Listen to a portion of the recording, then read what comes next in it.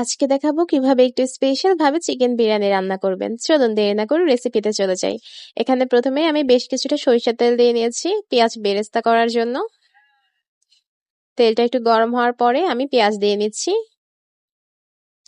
চুলার আঁচটা কিন্তু এই সময় মিডিয়ামে থাকবে। খুব লোতে রাখলে কিন্তু আসলে পেঁয়াজগুলো বেশি নরম হয়ে যাবে, পেঁয়াজ বেরেস্তাটা সুন্দর হবে না, যার কারণে আমরা চুলার আঁচটা মিডিয়ামে রাখবো। পেঁয়াজ বেরেস্তা হতে হতে আমি এখানে আলু কেটে নিয়েছি, সাইজটা আপনারা দেখতে পাচ্ছেন। হালকা একটু হলুদ আর হালকা একটু লবণ দিয়ে ভালোভাবে মেখে নিচ্ছি। এদিকে আমি পোলাও চাল ধুয়ে রেখে দিয়েছি, এখানে 1 কেজি পোলাও চাল।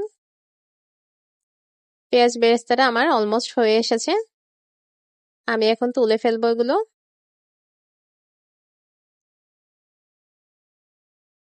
চাইলে চুলাটা এই সময় বন্ধ করে দিতে পারেন, না হলে বেশি পোড়া পোড়া হয়ে যাবে। এরপর এই তেলের মধ্যে আমি আলুগুলো ভেজে নিচ্ছি। চুলার আঁচটা একটু লো মিডিয়ামে রেখে হালকা করে আলুগুলো ভেজে নেবেন। এটা আসলে সম্পূর্ণ অপশনাল, জাস্ট একটু টেস্টটা ইনক্রিজ হওয়ার জন্য।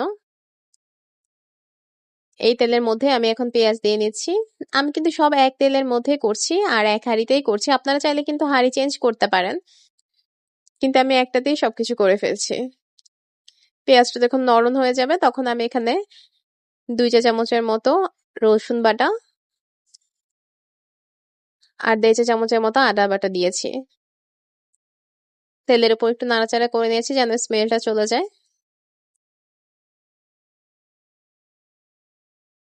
এখন হালকা একটু পানি দিয়ে নিয়েছি। এরপর আমি এখানে 1 চামচের মতো হলুদের গুঁড়ো, 1.5 চা চামচ মরিচের গুঁড়ো, 1 চামচের মতো ধনিয়া গুঁড়ো, 1 চামচের মতো জিরার গুঁড়ো আর 1 টেবিল চামচের মতো লবণ দিয়ে নিয়েছি। এরপর আমি গরম মশলার গুঁড়ো দিয়েছি 1 চামচের মতো।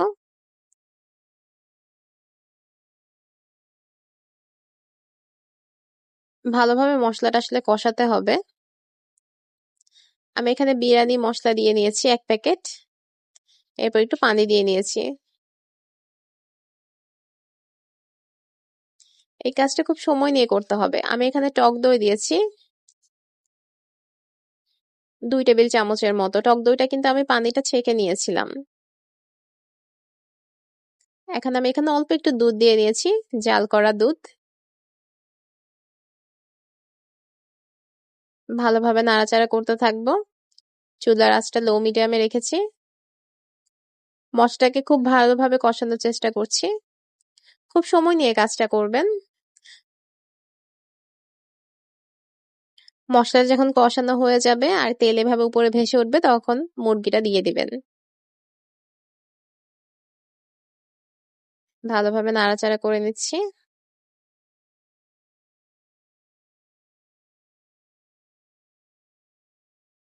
বারবার ঢাকনা দিয়ে দিয়ে আমি কিন্তু মুরগি থেকে যে পানিটা বের হবে সেটা দিয়ে মুরগিটা কুক করে নিব। চুলার আঁচটা যদি একটু লোতে রাখেন তাহলে কিন্তু এক্সট্রা কোনো পানি দেওয়ার প্রয়োজন পড়বে না, মুরগি থেকে বের হওয়া পানি দিয়েই কিন্তু মুরগিটা পুরোপুরি সেদ্ধ হয়ে যাবে। আর যদি তাড়াহুড়ো থাকে তাহলে চুলার আঁচটা একটু বাড়িয়ে দিতে পারেন, সেই ক্ষেত্রে হয়তো পানি দেওয়ার প্রয়োজন পড়তে পারে। এই পর্যায়ে আমি আলুগুলো দিয়ে নিয়েছি। আলুগুলো সেদ্ধ হওয়া পর্যন্ত অপেক্ষা করব।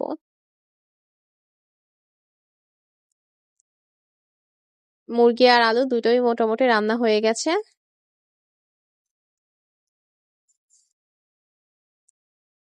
আমি কিছুটা ঝোল আর একটু মাংস তুলে যাচ্ছি আলাদা করে। যারা বিরিয়ানির সাথে আসলে ঝোল পছন্দ করেন তারা কিন্তু এভাবে এই পর্যায়ে তুলে রাখতে পারেন, তুলে সেটা আবার আলাদা করে পানি দিয়ে একটু করে রান্না করে ফেলতে পারেন।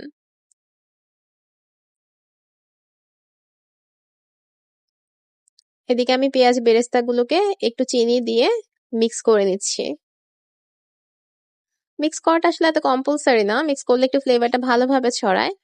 আদারওয়াইজ আপনারা পেঁয়াজ বেরেস্তা গোটাও দিয়ে দিতে পারেন, সাথে একটু চিনি দিয়ে দিলেন। আবার অনেকে চিনিটা পছন্দ করে না, সেক্ষেত্রে অ্যাভয়েড করতে পারেন। এখানে আমার মাংস থেকে যখন পুরোপুরি ঝোলটা শুকিয়ে যাবে তখন আমি মাংসগুলোকে তুলে নেব।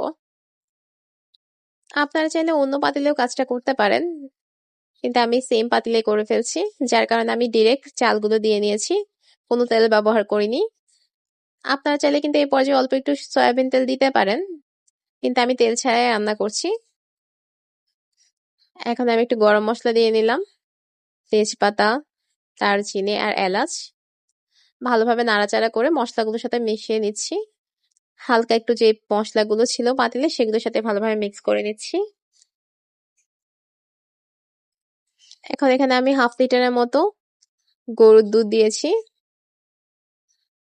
আর বাকি 1.5 লিটার আমি এখানে গরম পানি দেব। যেহেতু আমাদের 1 কেজি চাল ছিল, তাই এখানে আমি 2 লিটার টোটাল পানি দিয়েছি, দুধ সহ।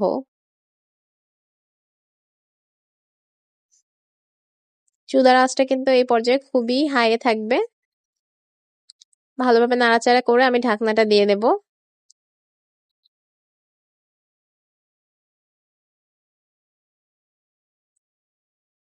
যখন পানিটা একদম শুকিয়ে যাবে, তখন আমি চুলার আঁচটাকে লো করে দেব, যেমনটা দেখতে পাচ্ছেন স্ক্রিনে। এই পর্যায়ে আপনারা চাইলে মুরগিটা লেয়ারিং করে দিতে পারেন, কিন্তু আমি একসাথে মিক্স করে ফেলছি। মুরগিটা চালের সাথে পুরোপুরি মিক্স করে এরপর আমি দমে বসিয়ে দেব। ভালোভাবে নাড়াচাড়া করে নিচ্ছি। এরপর উপরে আমি পেঁয়াজ বেরেস্তা দিয়ে দিচ্ছি, সে চিনি সহ মিক্স করাটা, আর সাথে কয়েকটা কাঁচামরিচ। এগুলো জাস্ট ফ্লেভারের জন্য। আমি ঘিটা আমার বাসায় ছিল না বলে দিইনি, তবে আপনারা চাইলে ঘিটা দিতে পারেন। বাস, হয়ে গেল ঝটপট চিকেন বিরিয়ানি। যদি ভালো লাগে তাহলে লাইক করবেন, কমেন্ট করবেন আর শেয়ার করে দিবেন। ধন্যবাদ সবাইকে।